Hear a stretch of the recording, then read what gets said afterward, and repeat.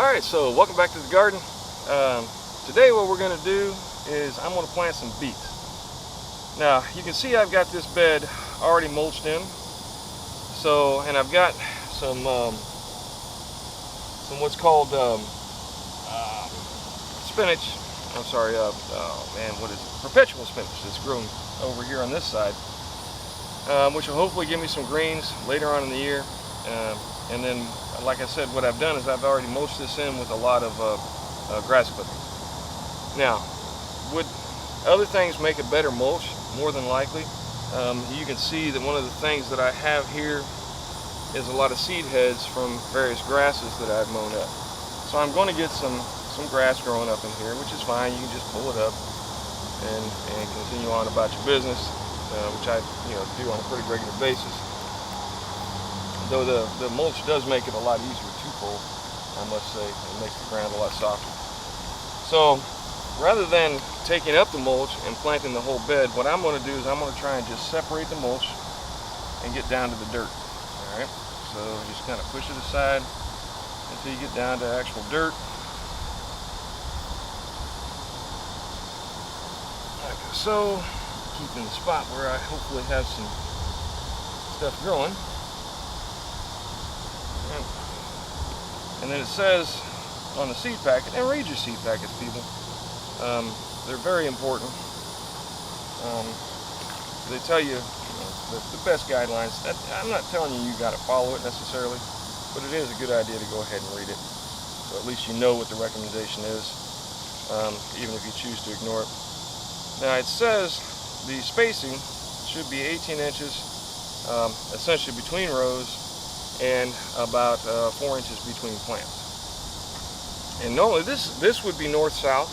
Normally I would plant north and south, but in this particular instance I'm going to try it and do it different. I'm going to start down here at the south end of the garden, and I'm going to plant the first batch, and then I'm going to slowly work my way up this way so that hopefully the taller ones are in the back, the shorter ones are in the front, and I'm going to see how that goes, see whether or not that makes a difference. Then we're just going to dig a furrow about 1 inch deep.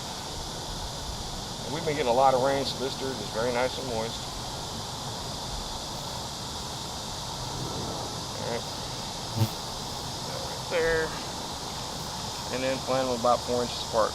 One of the nice things about beet seeds is they are big enough you can actually see them in order to, try and space them out somewhat. I'm going to go a little bit closer than 4 inches to start, primarily because some may grow and some may not. So rather than having an issue with not enough growing, I hopefully will have to thin a little bit. And so we're going to go about 2 inches apart.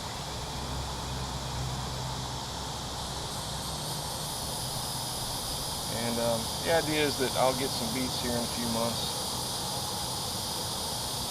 like so.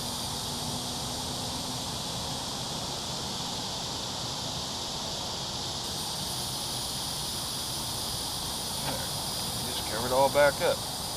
Now I'm not going to put mulch back over the top of these until I get some sprouts. The idea being that they won't have to fight their way through the mulch, and will just sprout up. And then once I get sprouts, I'll thin it down, and from there I'll go ahead and put the mulch back around the plant. So I said about 18 inches. I'm going to go about 1 foot and make another row.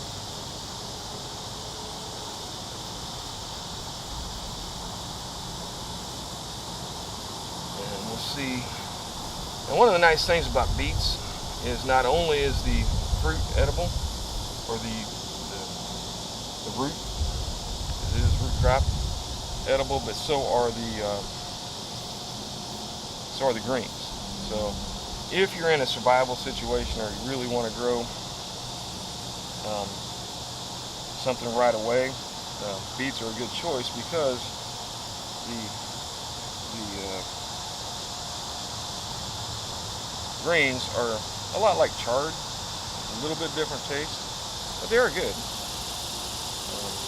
They're very tasty, and definitely a source of nutrients in a situation where you really need some nutrients. Okay. So there you go. I have gotten 2 rows of beets planted, and I'm going to give it about 2 weeks, and I'm going to plant another row, and then about 2 weeks after that.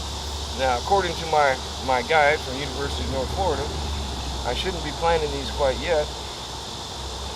They should be planted in September, and this is the middle of August. We're going to give it a shot, see how it goes, see whether or not I can push that envelope a little bit and still get some good growth. Alright, so thanks once again for stopping by, and like, subscribe, and let me know what you think.